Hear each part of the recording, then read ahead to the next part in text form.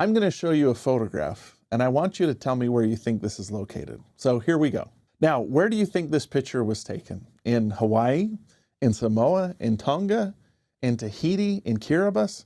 Well, let me give you a little clue that might help. That white area you see on the back of the statue is frost. So where could you find a statue that looks like this that also has frost on the back side of it? Well, this photograph was taken in a ghost town in Utah called Yosepa. Yosepa is a ghost town located in the Skull Valley about 75 miles to the west of Salt Lake City. And the reason why there's a statue of a Hawaiian figure there is because Yosepa was a community consisting almost entirely of Hawaiian Latter-day Saints. These saints moved here to Utah and because of persecution had to build their own community. Sometimes they were even persecuted by members of their own church. So the first presidency assisted them in setting up a community in the Skull Valley where they could raise crops, but where they could also be close to the headquarters of the church. It's an interesting experience to wander through the cemetery that remains at Yosepa because you'll see Hawaiian names born in Hawaiian locations that then died in Utah. And why did these people sacrifice and give up a tropical paradise to live in a frozen desert? It was because of the doctrine of the gathering. They wanted to be near where the headquarters of the church was so that they could be near a temple, so that they could participate in and receive the blessings of the temple. In the early 20th century, President Joseph F. Smith, the Joseph that Yosepa, which is Hawaiian for Joseph, was named after, announced that he was going to build a temple in Laie, Hawaii. Within a short number of years, Yosepa was completely abandoned because we can all agree that Hawaii is an objectively nicer place to live than a frozen valley in Utah. So most of the saints emigrated back there and now participate, and their descendants continue to participate in the ordinance of the temple in Laie, Hawaii, and not Yosepa, Utah. Now, why did these saints give up and sacrifice so much? Partially because of something that happened in the early 1830s.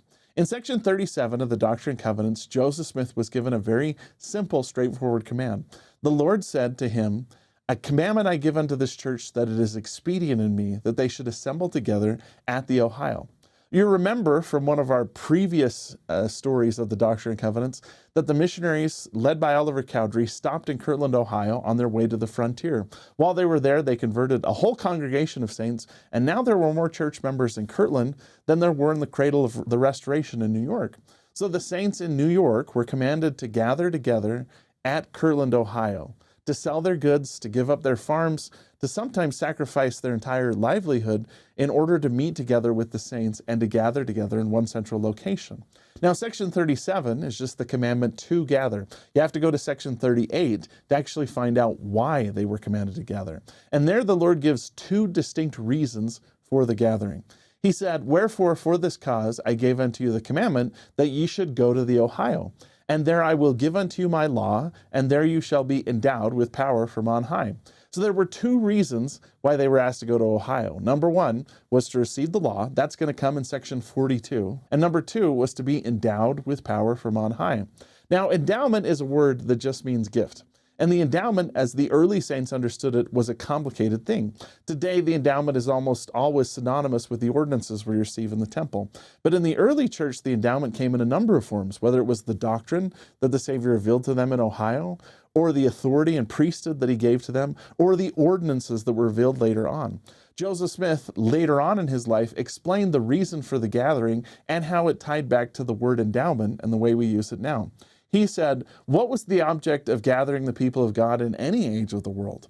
The main object was to build unto the Lord a house, whereby he could reveal unto his people the ordinances of his house and the glories of his kingdom, and teach the people the way of salvation. For there are certain ordinances and principles that, when they are taught and practiced, must be done in a place or house built for that purpose.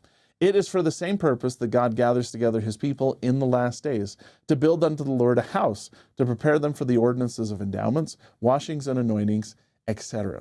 So part of the reason why they were gathering was to build a house.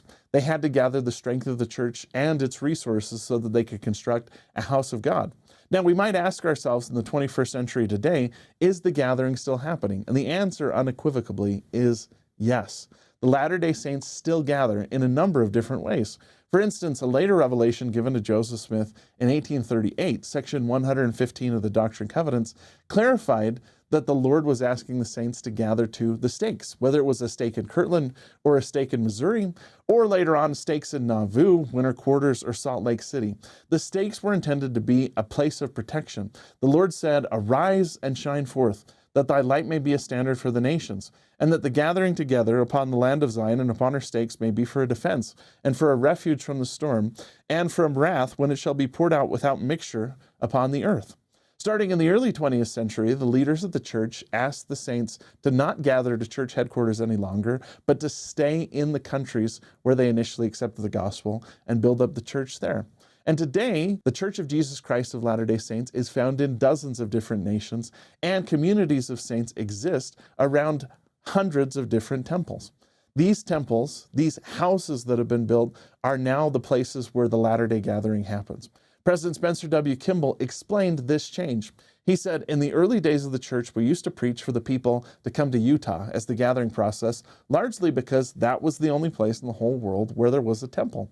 Now it's no longer necessary that we bring all the people to Salt Lake, and the gathering is still taking place. Korea is the gathering place for the Koreans, Australia for the Australians, Brazil for the Brazilians, and England for the English." So is the gathering still happening? Absolutely. Is the gathering physical or spiritual? Yes.